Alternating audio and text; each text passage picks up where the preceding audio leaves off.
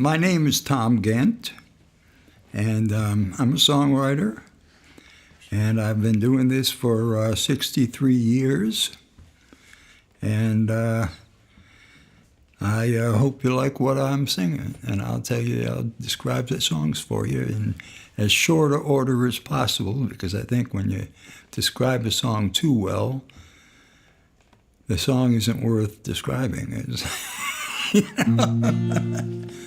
So this is the Gandy Dancer, and for the sake of persons out there who don't know what a Gandy Dancer is or was, Gandy Dancer was the person and the people who drove spikes through the railroad tracks and into the railroad ties to hold the tracks in place. And as a matter of fact, for those of you who are folkies and remember the song about John Henry was a Gandy Dancer, and my father worked for the railroad. He wasn't a Gandy Dancer, but in the winters, when there was exceptional amount of snow would hit, they'd get everybody they could, every able-bodied person, give them a shovel and get them out there cleaning the tracks up so that the tracks would be safe. And I wrote this song for my father. My father, his big hope for me was that I was going to go to work for the railroad because they had a good union.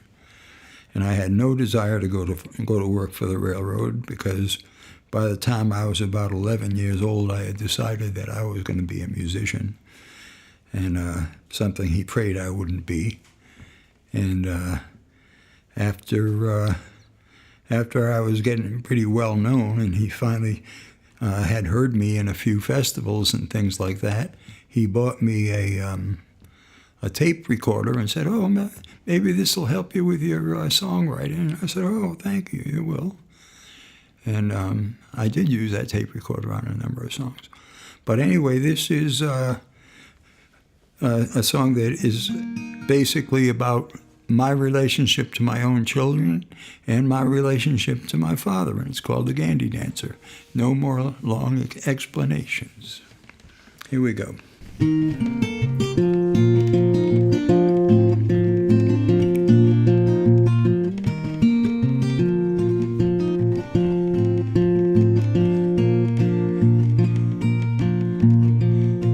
My daddy was a Gandy Dancer, low on answers, high on ideals. He made a life for us kids and his wife, driving spikes in the ties down a ribbon of steel.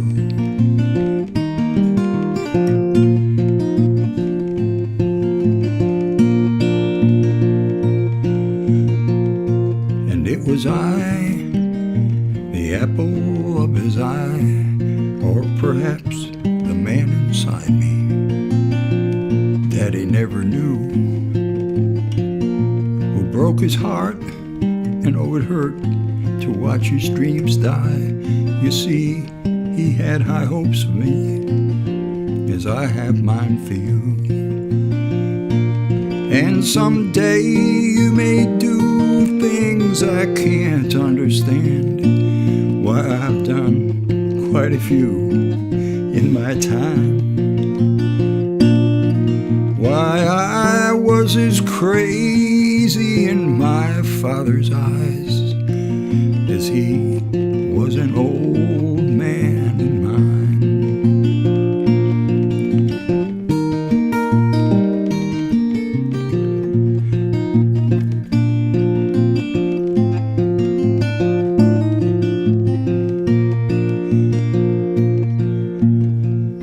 And it was I, the apple of his eye, or perhaps the man inside me Daddy never knew, who broke his heart, and oh, it hurt to watch his dreams die. You see, he had high hopes for me, as I have mine for you. And someday you may do things I can't understand. Why, I've done quite a few in my time. Why, I was as crazy in my father's eyes as he was an old man in mine.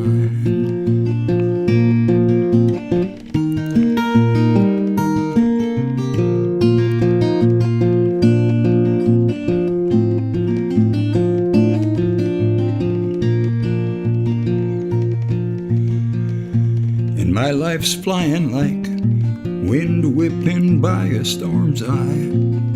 Just yesterday a baby cried. Today you're all but grown. I'll dream my dreams for you, and you'll do what you have to. No matter what you choose to do, you know I'll always love you. And someday you may do things I can't understand. Why, I've done quite a few in my time.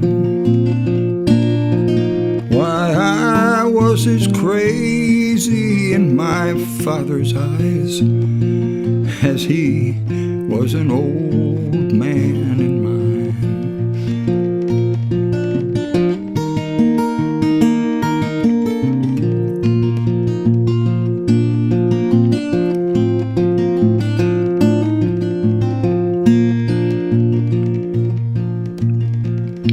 My daddy was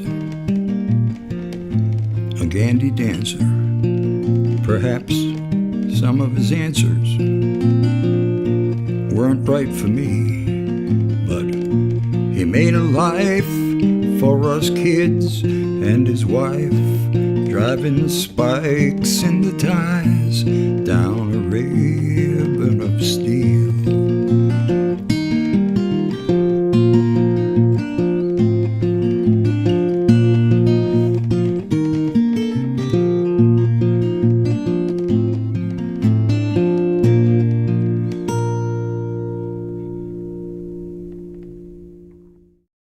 If you're a writer, or probably anything, if you're an actor or whatever you are, scientist, and you're on social media, you always get people who are coming on and they're asking you to help them with this or help them with that, and which is all well and good.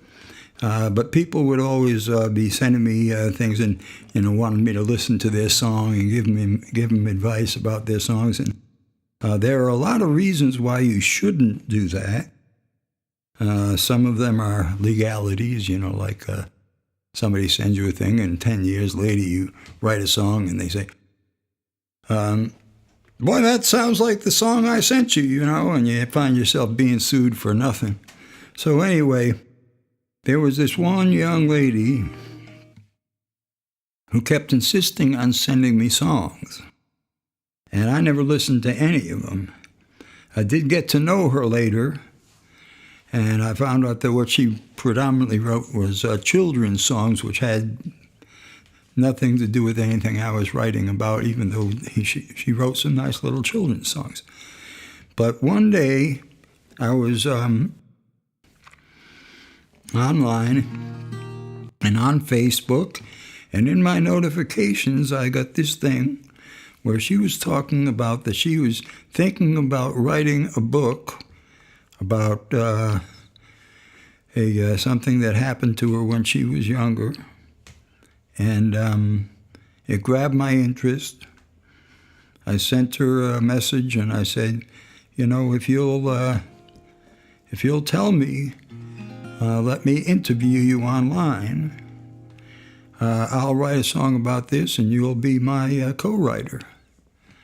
And so this young lady's name was Libby Bishop, and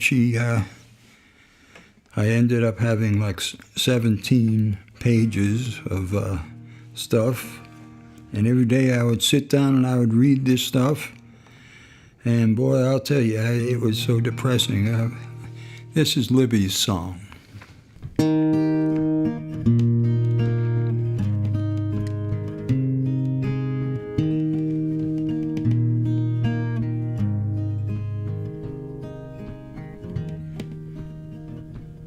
February 14th, 1983. I can feel the doctor's heart breaking for me. He couldn't bear to speak the words he knew he had to say.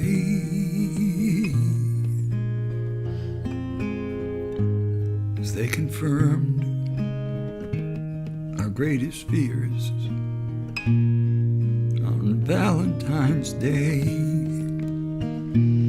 and the tears welled up in my eyes.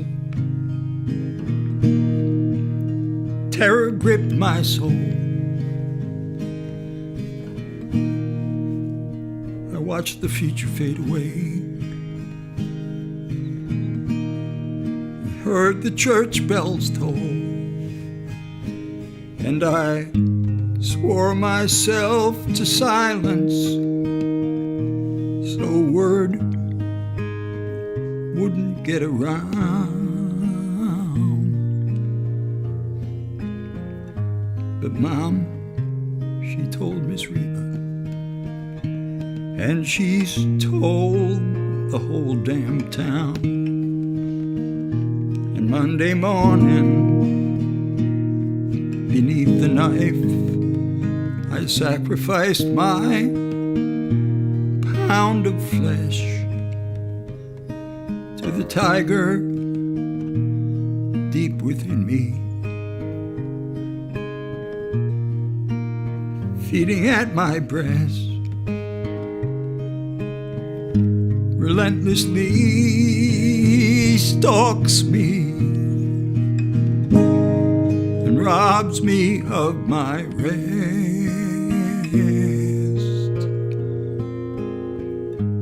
I can feel him breathe his wretched breath that reeks of death, but I won't give up.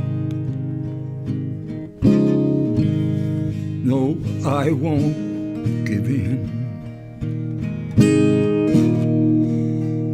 If there's a chance for life, that's one fight I have to win.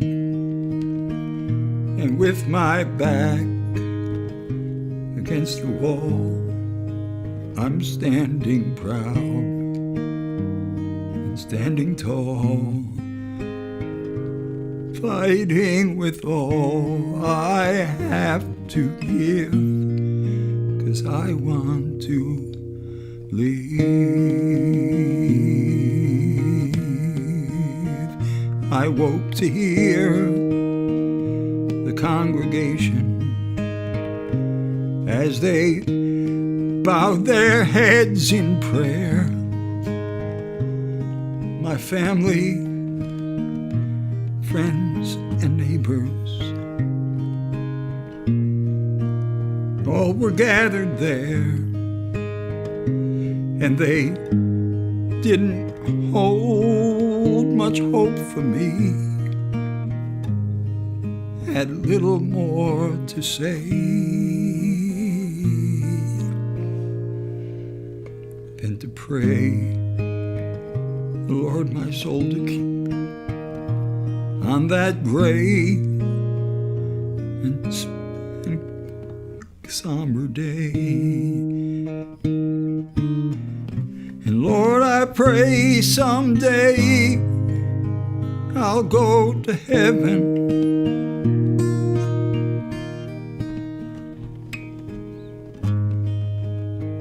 Heaven is beautiful, I'm told.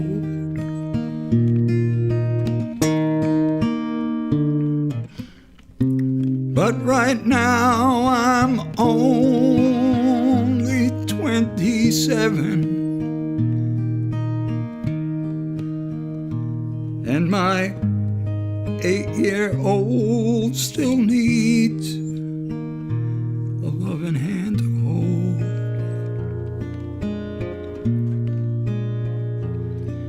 and the doctors worked their magic. The scars began to fade, all except these ones inside my head that I see to this day as they fan the flames of doubt that color all that I believe,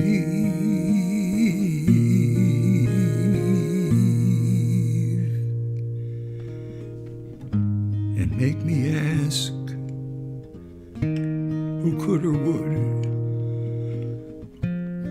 want damaged goods like me. But I won't give up. No, I won't give in. If there's a chance for life, then that's one fight I have to win. And with my back against the wall, I'm standing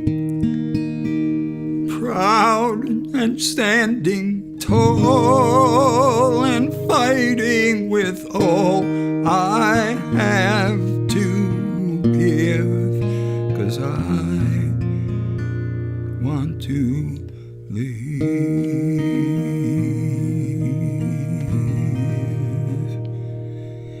In July of 3 years ago, the after 30 years of her cancer being in remission, it came back and she passed away. And that's Libby's song. I left home when I was 15, and I got myself a job washing dishes at a coffee house in Providence, Rhode Island, because I wanted to be able to hear the music. And I was just starting to teach myself to play guitar and that kind of stuff. And a couple of years later, I ended up in Greenwich Village, and I was playing in these things that were called basket houses, which is you do your show, and you'd pass a basket, and you could make good money. They ought to do that here, to tell you the honest to God truth, because you know whether you're getting better or whether you should look for something else to do. And I would go over to the Gaslight Cafe, which was like one of the best-known folk music places in the United States at that time. And I'd go over there, and Dave Van Rock would be the master of ceremonies, and I'd play on their hootenanny night. And after doing that for a couple of years, I wrote this song. And right after I wrote this song, the owner came to me and he said, how would you like to be our house act? And I said, I'd love it. So I stayed there house act for a while, which was wonderful because I got to meet everybody who played there. So I knew all these people from the bluegrass world, and I knew all these people from the blues world and from the folk world, and you name it. And so anyway, this song is called Turn Around.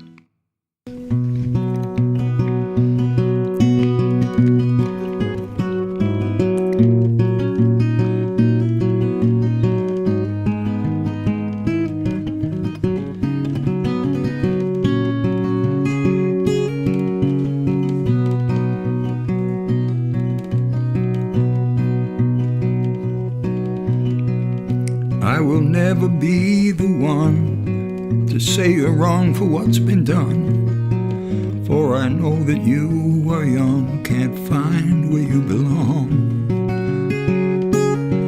So if you find the word, please use it, for your trembling tongue does lose it.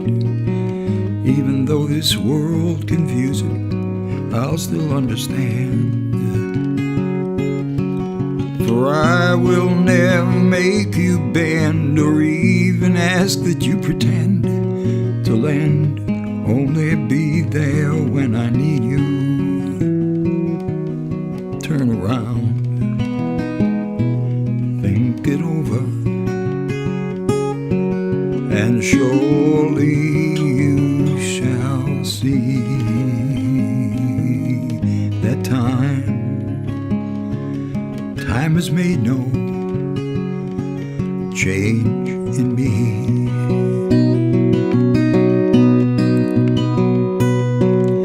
For everything this road had taught me, I gave freely when you sought me. Somehow don't you think you ought to lend a thought to me? For I could tell you of my tears, yet you'll not tell me of your fears. Is it easier to think you've never cared for me at all? And I know of all that you have suffered, must I pay back for all others, till the day when you discover I was not the one. Turn around, think it over, and surely you shall see the time has made no change in me.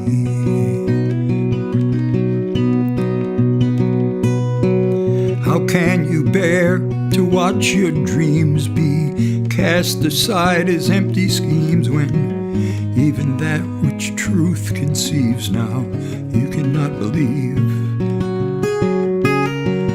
For there is neither dusk nor dawn, when all cause for time is gone, just waiting for a thought to spawn and bring your vision on. And even words within this song are meaningless when taken wrong, and even you who listen on may ne'er hear what I say. Turn around and think it over, and surely you shall see the time has made no change in me.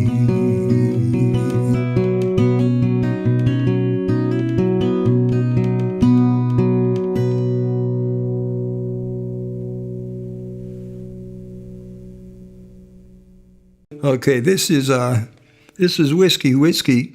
I wrote this around 1964, and in 1969, I had just, or 68, I had just come back from making a record for Tetragrammaton Records out in Hollywood, and then there had been a very famous club in the 50s that was called the Fat Black Pussycat, and people like Allen Ginsberg and Phil Oakes and Dave Van Ronk and all of them got their starts at this particular club.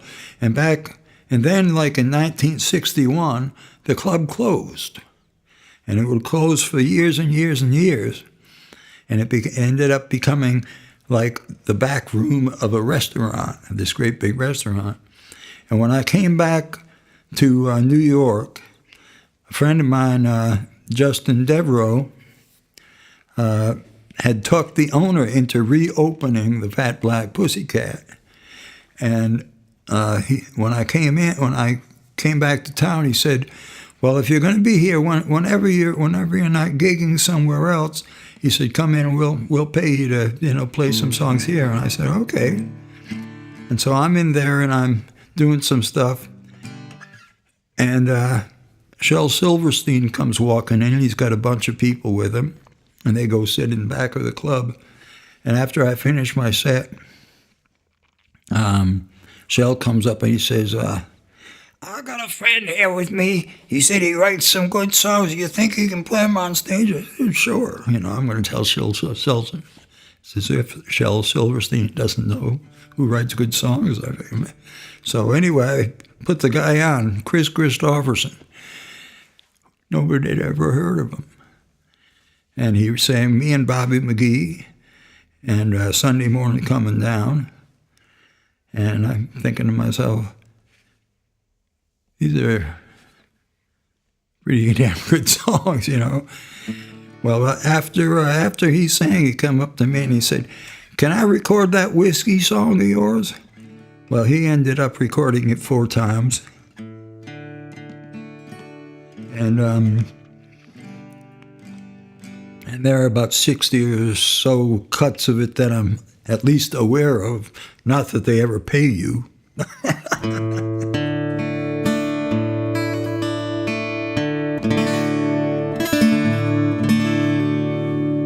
Lord, she's a little bit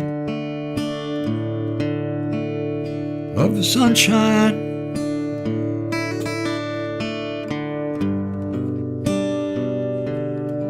just before the rain.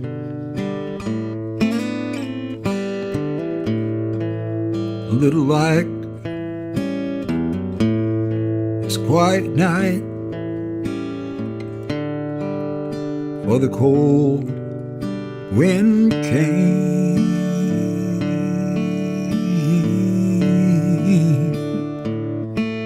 She's a little bit like the weather. I never know when she's gonna change. And she's a part of my heart and a whole lot of my pain.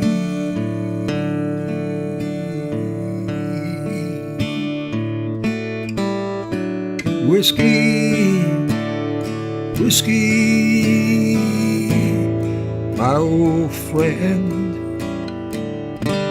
I've come to talk with you again.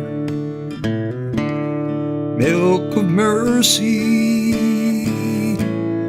please be kind and drive this feeling from my mind. Oh, don't you know, somehow her smile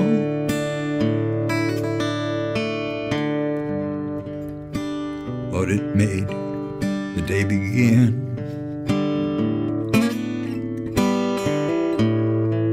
She'd take away this mask of gray,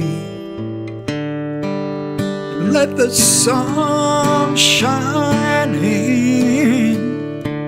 But now I find that I've been blinded by the cold and wintry wind.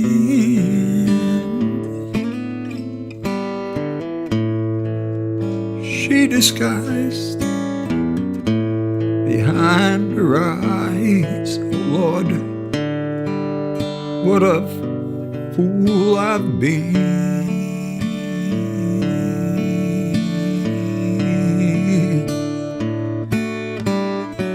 Whiskey, whiskey, my old friend, I've come to talk with you again. Milk of mercy, please be kind and drive this feeling from my mind.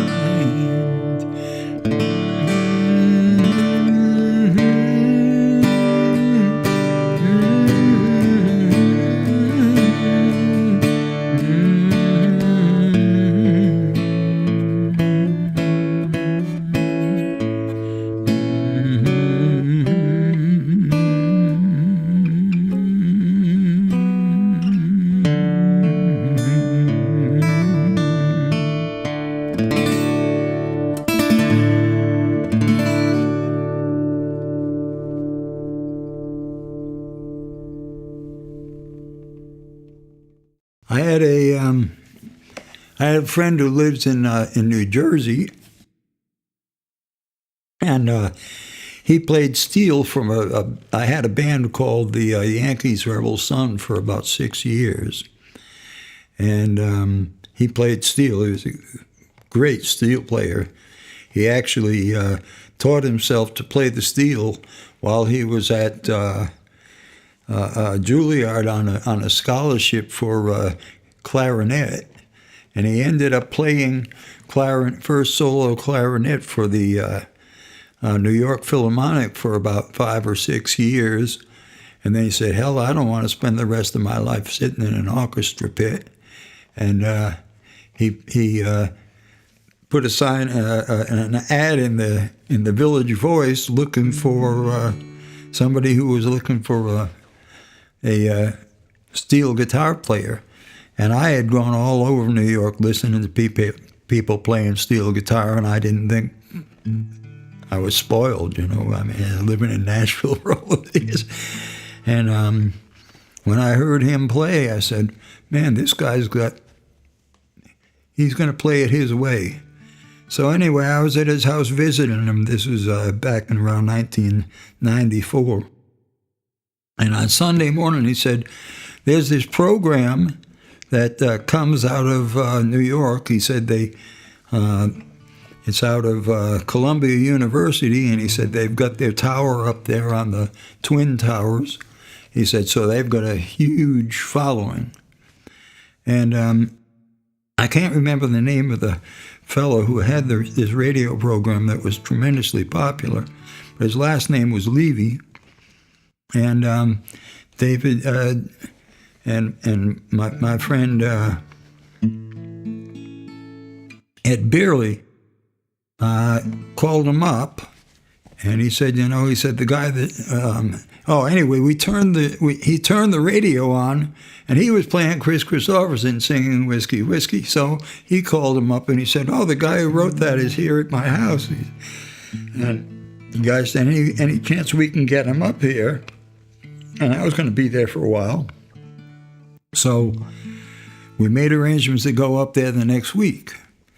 And so when I got there, he tells me, he said, we're having a contest right now for the saddest country song. I said, well, I'll play you something. And I did, and the lines lit up, and I won. I have written the world's saddest country song. Here we go. And you ought to know about this. We have all these guitars that come from pawn shops, you know. This is called the pawnbroker.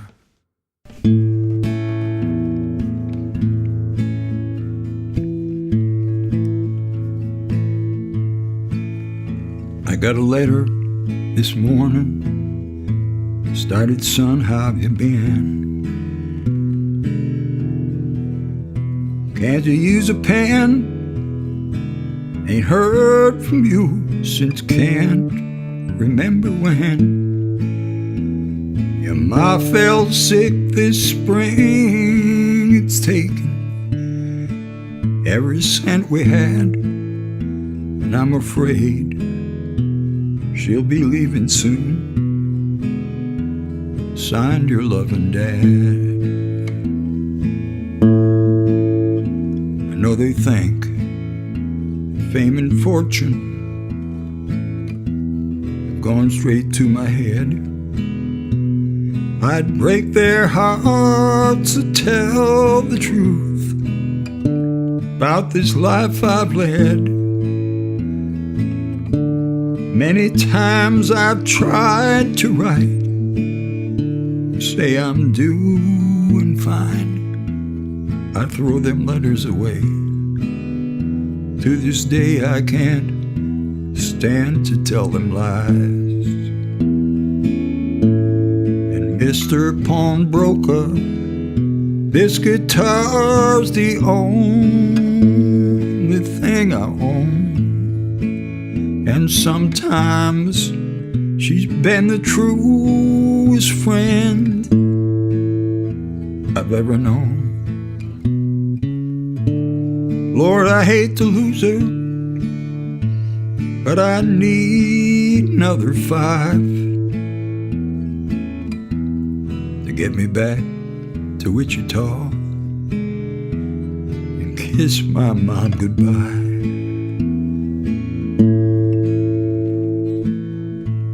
And as I spoke, I saw a tear forming in his eye. I hadn't even noticed they was streaming down from mine. He looked at me and said, "Now, son, this here guitar ain't worth a dime." Then he reached into his singles drawer and slowly counted 5. Why, he hadn't told me nothing I hadn't known right from the start. He wasn't paying for my guitar. He was paying for his heart. He said, "Son, if I've been fooled today, may Satan judge your crime. But if it's true, I hope that you make it home in time." And Mr. Pawnbroker, this guitar's the only thing I own. And sometimes she's been the truest friend I've ever known. Lord, I hate to lose her, but I thank you for this here 5 to get me back to Wichita and kiss my mom goodbye. Lord, I'm going back to Wichita to kiss my mom goodbye.